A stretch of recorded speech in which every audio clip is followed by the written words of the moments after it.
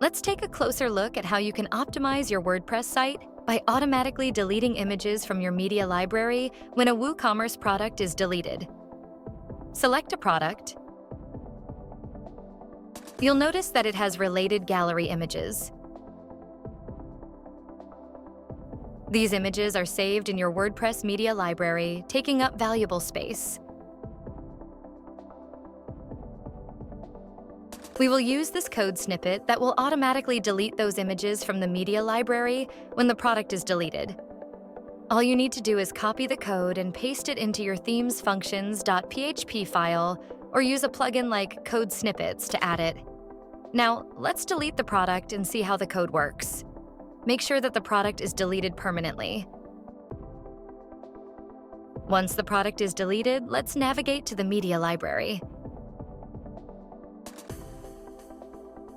As you can see, all the images associated with the deleted product are gone. This is a simple yet effective way to keep your media library clean and optimize your WordPress site.